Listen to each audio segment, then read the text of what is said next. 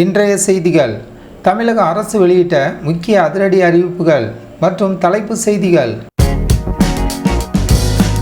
பட்டினப்பாக்கத்தில் புதிய தலைமைச் செயலகம். முதலமைச்சர் விஜய் அவர்கள் வீடு அமைந்துள்ள பகுதியில் ஆய்வுப் பணிகள் தீவிரம். சென்னை பட்டினப்பாக்கம் பகுதியில் புதிய தலைமைச் செயலகம் அமைப்பது தொடர்பான சாத்தியக்கூறுகள் குறித்து தீவிரமான ஆய்வுப் பணிகள் நடைபெற்று வருகின்றன. குறிப்பாக முதலமைச்சர் விஜய் அவர்களின் இல்லத்திற்கு அருகில் இந்த இடம் பரிசீலனையில் உள்ளதாக தகவல்கள் வெளியாகி அரசியல் வட்டாரத்தில் பரபரப்பை ஏற்படுத்தியுள்ளன. தாய்மாமன் சீர்வகை தந்திடுவார், ஆனால் அத்தை மற்றும் பாட்டி சீரை யார் தருவது? சௌமியா அன்புமணி கேள்வி. அரசு வழங்கும் நலத்திட்டங்கள் மற்றும் உதவிகள் குறித்து பேசிய பாமக பிரமுகர் சௌமியா அன்புமணி அவர்கள், அரசு தரப்பில் தாய்மாமன் சீராக உதவிகள் வழங்கப்பட்டாலும் அது கூட குடும்பங்களுக்கு தேவையான மற்ற பாரம்பரிய சீர்களை யார் வழங்குவார்கள் என்ற சுவாரஸ்யமான கேள்வி எழுப்பி அரசியல் அரங்கில் விவாதத்தை ஏற்படுத்தியுள்ளார். கோவை போக்குவரத்து நெரிசலுக்கு முற்றுப்புள்ளி. கனரக வாகனங்களுக்கு ஆகஸ்ட் 17 முதல் புதிய நேர கட்டுப்பாடு. கோயம்புத்தூர் மாநகர பகுதியில் நாளுக்கு நாள் அதிகரித்து வரும் போக்குவரத்து நெரிசலை கட்டுப்படுத்தும் வகையில் நகருக்குள் கனரக வாகனங்கள் இயக்கப்படுவதற்கான புதிய நேர கட்டுப்பாடுகள் அறிவிக்கப்பட்டுள்ளன. இந்த புதிய விதிமுறைகள் வரும் ஆகஸ்ட் மாதம் 17ஆம் தேதி முதல் அதிகாரப்பூர்வமாக அமலுக்கு வருகிறது. அரசு ஊழியர்களுக்கு பழைய ஓய்வூதிய திட்டம் மீண்டும் கொண்டு வரப்படுமா? மத்திய அரசு தெளிவான விளக்கம். நாடு முழுவதும் உள்ள லட்சக்கணக்கான அரசு ஊழியர்களின் நீண்டகால எதிர்பார்ப்பாக இருக்கும் பழைய ஓய்வூதிய திட்டத்தை மீண்டும் அமல்படுத்துவது குறித்து மத்திய அரசு தரப்பில் நாடாளுமன்றத்தில் அதிகாரப்பூர்வமான விளக்கமும் நிலைப்பாடும் வெளியிடப்பட்டுள்ளது. தமிழ் தாயே உன்னை செயல் புரிந்து வாழ்த்துவோம். கவிஞர் வைரமுத்து முதல்வர் விஜய்க்கு பாராட்டு. தமிழக சட்டப்பேரவையில் தமிழ்தாய் வாழ்த்துக்கு முதலிடம் வழங்கும் வரலாற்று சிறப்புமிக்க தனி தீர்மானத்தை ஒருமனதாக கொண்டு வந்து நிறைவேற்றிய மாண்புமிகு முதலமைச்சர் விஜய் அவர்களின் துணிச்சலான செயலை பாராட்டி பிரபல கவிஞர் வைரமுத்து தனது மனமார்ந்த வாழ்த்துக்களையும் பாராட்டுகளையும் பதிவு செய்துள்ளார். தமிழகத்தில் கிரெடிட் கார்டு கடன் சுமை ரூபாய் 2,86,000 கோடியாமை. வெளியானது அதிர்ச்சி தரும் புள்ளி விவரம். பொதுமக்களின் நுகர்வு கலாச்சாரம் மற்றும் பொருளாதார நிலை குறித்து வெளியாகியுள்ள புதிய தரவுகளின்படி தமிழகத்தில் உள்ள மக்களால் கிரெடிட் கார்டு மூலம் பெறப்பட்ட ஒட்டுமொத்தமான கடனின் அளவு சுமார் 2,86,000 கோடி ரூபாயை தாண்டிவிட்டதாக கூறப்படும் அதிர்ச்சி தகவல் நிதி நிபுணர்களை கவலையடைய செய்துள்ளது. காந்திபுரம் பேருந்து நிலையம் முற்றிலும் நவீனமாகிறது. கோவை மாநகராட்சியின் செம ஹைடெக் திட்டம். கோயம்புத்தூரின் மிக முக்கியமான அடையாளங்களில் ஒன்றான காந்திபுரம் பேருந்து நிலையத்தை உலக தரத்துக்கு உயர்த்தும் வகையிலும் பயணிகளுக்கு தேவையான அனைத்து அதிநவீன வசதிகளையும் வழங்கும் நோக்கத்துடனும் புதிய ஹைடெக் வடிவமைப்பு திட்டத்தை கோவை மாநகராட்சி நிர்வாகம் திட்டமிட்டுள்ளது. மாநில உரிமைகளை விட்டு கொடுக்காத உறுதியான போக்கு. முதல்வர் விஜய்க்கு நடிகர் கமலஹாசன் பாராட்டு. மாநிலத்தின் சுயாட்சி உரிமைகளையும் பாதுகாக்கும் வகையில் தமிழக அரசு எடுத்து வரும் தொடர்ச்சியான நடவடிக்கைகளை பாராட்டி மக்கள் நீதி மய்யம் தலைவர் கமலஹாசன் அவர்கள் முதல்வர் விஜய்க்கு தனது வெளிப்படையான ஆதரவையும் பாராட்டுகளையும் தெரிவித்துள்ளார். தொகுதிக்கு ஒரு மாவட்ட செயலாளர் என்ற அதிரடி அறிவிப்பு. தவிகவின் புதிய வியூகத்தால் திமுக நிர்வாகிகள் சோகம். தமிழக வெற்றி கழகத்தின் கட்சி அமைப்பை அடிமட்டம் வரை பலப்படுத்தும் நோக்கில் ஒவ்வொரு சட்டமன்ற தொகுதிக்கும் தனித்தனியாக மாவட்ட செயலாளர்களை நியமித்து தலைவர் விஜய் வெளியிட்டுள்ள புதிய அறிவிப்பு ஆளுங்கட்சியான திமுக உள்ளிட்ட இதர கட்சிகளின் நிர்வாகிகளிடையே சலசலப்பையும் சோகத்தையும் ஏற்படுத்தியுள்ளது. தமிழகம் முழுவதும் பெட்ரோல் பங்குகளில் டிஜிட்டல் முறையில் பணம் செலுத்தும் முறை நிறுத்தப்படுகிறதா? வைரலாகும் தகவல்.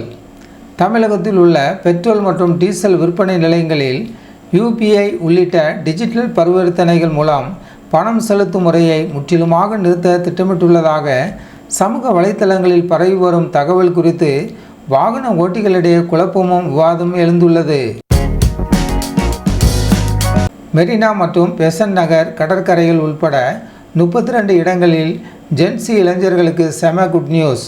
சென்னையின் முக்கிய அடையாளங்களான மெரினா, பெசன்ட் நகர், கடற்கரைகள் மற்றும் பல பொது இடங்களை சுற்றியுள்ள 32 முக்கிய பகுதிகளில் இன்றைய தலைமுறை இளைஞர்களை கவரும் வகையிலும் அவர்களின் வசதிக்காக அதிநவீன டிஜிட்டல் மற்றும் பொழுதுபோக்கு வசதிகளை மேம்படுத்தும் சிறப்பு திட்டங்களுக்கு அனுமதி வழங்கப்பட்டுள்ளது. நீட் தேர்வை மத்திய அரசு உடனடியாக ரத்து செய்ய வேண்டும். தமிழக சட்டப்பேரவையில் ஒருமனதாக தீர்மானம் நிறைவேற்றம். மாணவர்களின் மருத்துவ கனவை சிதைக்கும் நீட் தேர்வை மத்திய அரசு எவ்வித தாமதமின்றி முழுமையாக ரத்து செய்ய வேண்டும் என்பதை வலியுறுத்தி தமிழக சட்டப்பேரவை கூட்டத்தில் அனைத்து கட்சிகளின் ஆதரவுடன் வரலாற்று சிறப்புமிக்க தனி தீர்மானம் ஒருமனதாக நிறைவேற்றப்பட்டுள்ளது. கொலம்பியாவை உலுக்கிய கோர நிலநடுக்கம், 100க்கும் மேற்பட்டோர் உயிரிழப்பு. தரைமட்டமான கட்டிடங்கள். தென் அமெரிக்க நாடான கொலம்பியாவில் சக்தி வாய்ந்த நிலநடுக்கம் திடீரென ஏற்பட்டதை தொடர்ந்து அங்கு பலத்த சேதம் ஏற்பட்டுள்ளது. பரிதாபமாக உயிரிழந்ததுடன் ஏராளமான பெரிய கட்டிடங்கள் மற்றும் வீடுகள் இடிந்து தரைமட்டமாகியுள்ளதால் மீட்பு பணிகள் தீவிரப்படுத்தப்பட்டுள்ளன. FCRA திருத்த சட்டத்திற்கு எதிராக சட்டப்பேரவையில் ஒருமனதாக நிறைவேறிய தீர்மானம். தொண்டு நிறுவனங்கள் மற்றும் சமூக நல அமைப்புகளின் பணிகளை முடக்கும் வகையில் கொண்டுவரப்பட்டுள்ள FCRA புதிய சட்ட திருத்தங்களுக்கு எதிராக தமிழக உரிமைகளை காக்கும் பொருட்டு சட்டப்பேரவையில் சிறப்பு தீர்மானம் ஒன்று கொண்டுவரப்பட்டு ஒருமனதாக நிறைவேற்றப்பட்டுள்ளது. நீட் தேர்வுக்கு எதிராக சென்னையில் 10வது நாளாக தொடரும் உண்ணாவிரத போராட்டம். ஆப்ஜித் தீப்கே ஆதரவு. நீட் தேர்வை ரத்து செய்ய கோரி சென்னையில் மாணவர்கள் மற்றும் சமூக அமைப்பினர் மேற்கொண்டு வரும் தொடர் உண்ணாவிரத போராட்டம் இன்றுடன் 10வது நாளை எட்டியுள்ளது.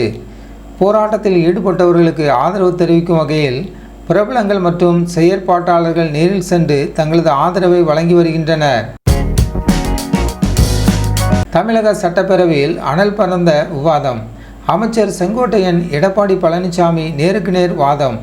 சட்டப்பேரவை கூட்டத்தொடரின் போது அவையின் எழுப்பப்பட்ட பல்வேறு கேள்விகளுக்கு இடையே முன்னாள் முதல்வர் எடப்பாடி பழனிசாமி மற்றும் அமைச்சர் செங்கோட்டையன் ஆகியோருக்கு இடையே கொள்கை ரீதியாகவும் அரசியல் ரீதியாகவும் காரசாரமான விவாதங்கள் நேருக்கு நேர் அரங்கேறின. ஓய்வை நோக்கி நகரும் திமுகவின் உதயசூரியன். ஸ்டாலினுக்கு இனியும் முதல்வர் யோகம் இல்லை என ஜோதிடர் ராதன் பண்டிட் கணிப்பு.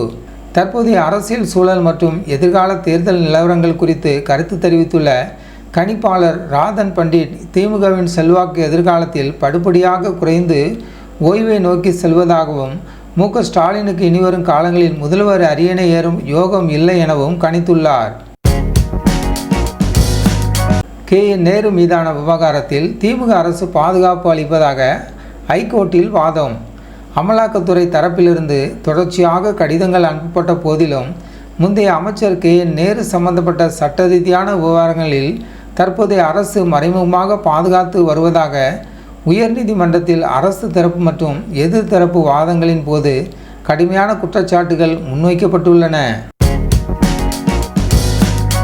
EPS அவர்களின் பலத்தால் தான் CV சண்முகமே வெற்றி பெற்றார். அக்ரி கிருஷ்ணமூர்த்தி அவர்கள் கருத்து. அதிமுகவின் உட்கட்சி விவகாரங்கள் மற்றும் தலைவர்களின் தனிப்பட்ட செல்வாக்கு குறித்து பேசிய முன்னாள் அமைச்சர் அக்ரி கிருஷ்ணமூர்த்தி அவர்கள், எடப்பாடி பழனிசாமியின் முறையான வழிகாட்டுதலும் சொந்த செல்வாக்கும் தான் CV சண்முகம் உள்ளிட்ட பல தலைவர்களின் வெற்றிக்கு முக்கிய காரணமாக இருந்தது என தெரிவித்துள்ளார். பாரதியார் பல்கலைக்கழக நிர்வாகத்தில் பகல் கொள்ளை. ஊழியர்களின் சம்பளத்தில் ஊழல் நடப்பதாக தலை சுற்றும் புகார்.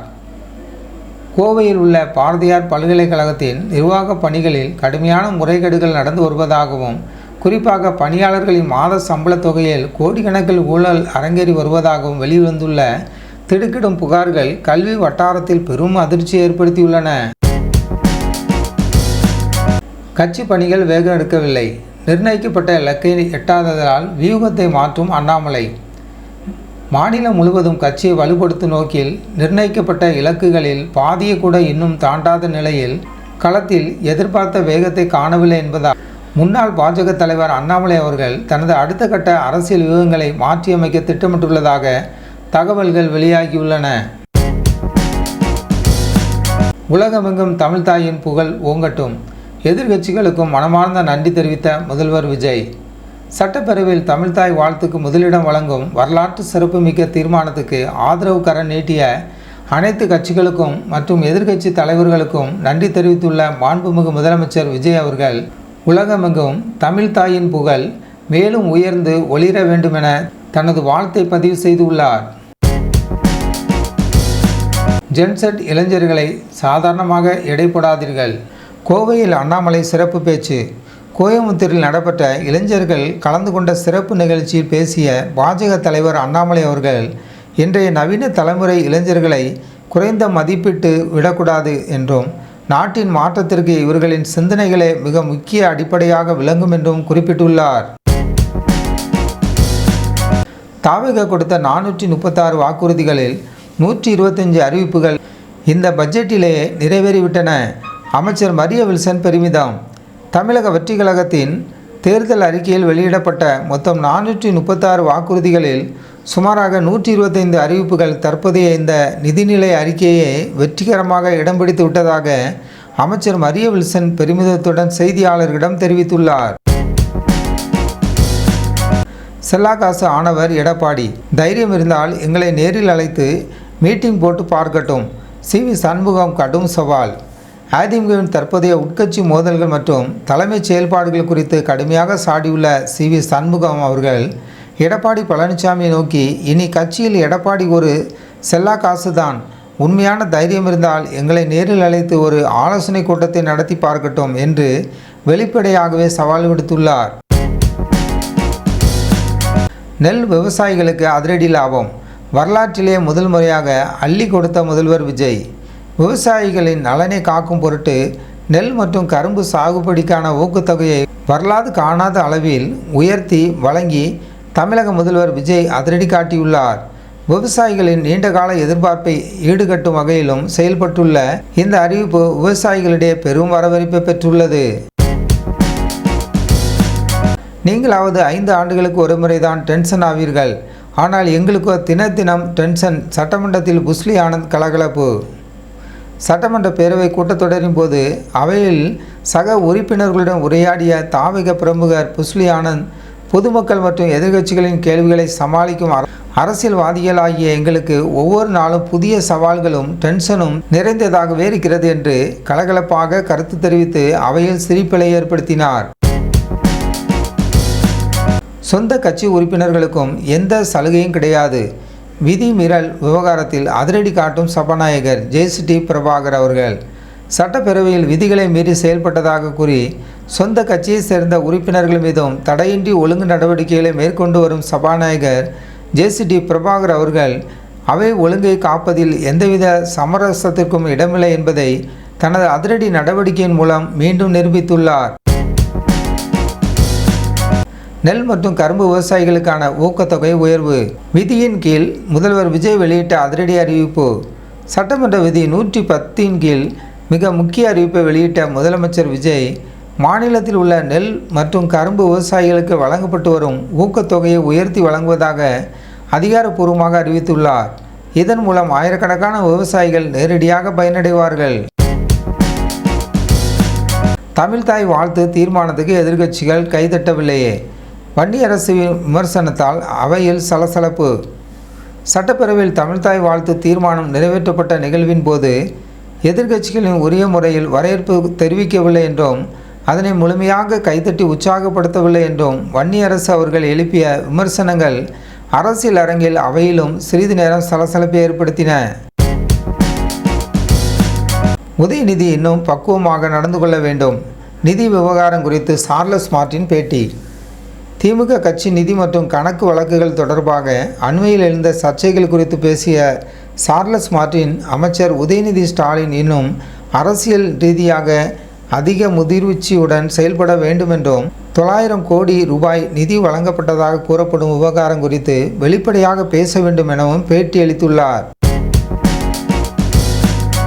நேரலை ஒளிபரப்பை கண்டு அஞ்சும் திமுக. இணைய போராளிகள் கேள்விகளால் திணறல்.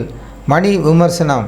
முந்தைய காலங்களைப் போல் அல்லாமல் தற்போதைய தாவேகா அரசு நேரலை ஒளிபரப்பி வருவதை சுட்டிக்காட்டிய அரசியல் விமர்சகர் மணி, எதிர்க்கட்சிகள் பேசும்போது மைக் மற்றும் கேமராக்களை அணைத்துவிடும் பழக்கம் மாறிவிட்டதால் இளம் தலைமுறையினர் எழுப்பும் கேள்விகளை எதிர்கொள்ள முடியாமல் திமுக தரப்பு திணறி வருவதாக குற்றம் சாட்டியுள்ளார்.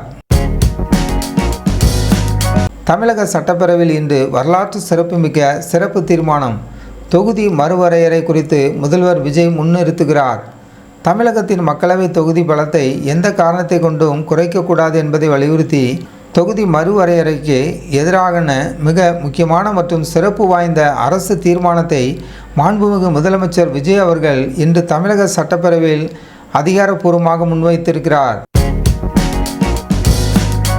நீட் தேர்வு ஏழை மற்றும் கிராமப்புற மாணவர்களுக்கு எதிரானது. தமிழக அரசின் தீர்மானத்திற்கு பாமக முழு ஆதரவு. மத்திய அமைச்சராக அன்புமணி ராமதாஸ் இருந்த காலத்தில் தடுத்து நிறுத்த முடியாத நீட் தேர்வானது கிராமப்புற ஏழை எளிய மாணவர்களின் மருத்துவ கனவை சிதைப்பதாக உள்ளதாக குறிப்பிட்டுள்ள பாமக தமிழக அரசு கொண்டு வந்துள்ள நீட் எதிர்ப்பு தனி தீர்மானத்துக்கு தங்களது முழுமையான ஆதரவை தெரிவித்துள்ளது. தமிழகத்தில் எம்எல்ஏக்களின் தொகுதி மேம்பாட்டு நிதியை ஒதுக்கி தமிழக அரசு அரசாணை வெளியீடு. சட்டமன்ற உறுப்பினர்கள் தங்களுக்கு ஒதுக்கப்பட்ட தொகுதிகளின் பொதுமக்களின் அடிப்படை தேவைகள் மற்றும் வளர்ச்சி பணிகள் உடனடியாக தொடங்கும் வகையில் அவசியமான தொகுதி மேம்பாட்டு நிதியை விடுவித்து தமிழக அரசு அதிகாரப்பூர்வமான அரசாணை வெளியிட்டுள்ளது. இன்னும் நிறைய பேச வேண்டியிருக்கு சார். எடப்பாடி பழனிசாமியின் பேச்சால் அவையில் வெடித்த சிரிப்பலை. சட்டப்பேரவை கூட்டத்தொடரின் போது எதிர்க்கட்சி தலைவர் எடப்பாடி பழனிசாமி நீண்ட நேரம் உரையாற்றியதை சுட்டிக்காட்டிய சபாநாயகர், அதிகமாக பேசிவிட்டீர்கள், இன்னும் எவ்வளவு நேரம் இருக்கிறது என்று கலகலப்பாக கேட்டார்.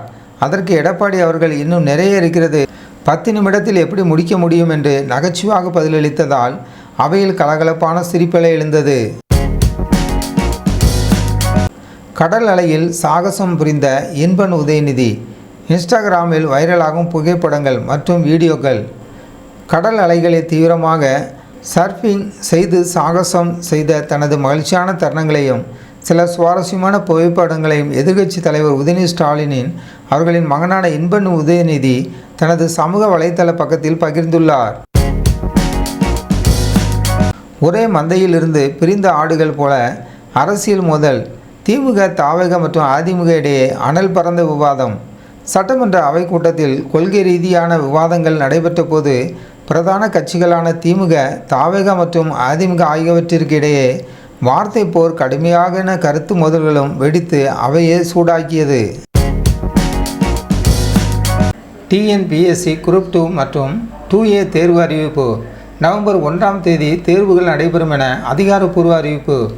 தமிழக அரசு பணியாளர் தேர்வாணையத்தின் குரூப் 2 மற்றும் 2A காலி இடங்களுக்கான எழுத்து தேர்வுகள் வரும் நவம்பர் 1ஆம் தேதி நடைபெறும் என அறிவிக்கப்பட்டுள்ளது. இதற்குரிய ஆன்லைன் விண்ணப்ப பதிவு இன்று முதல் செப்டம்பர் 9ஆம் தேதி வரை நடைபெறும் என தெரிவிக்கப்பட்டுள்ளது. இதற்குரிய ஆன்லைன் விண்ணப்ப பதிவு செப்டம்பர் 9ஆம் தேதி வரை நடைபெறும் என தெரிவிக்கப்பட்டுள்ளது. தெரு நாய்களால் ஏற்படும் தொல்லைக்கு முற்றுப்புள்ளி.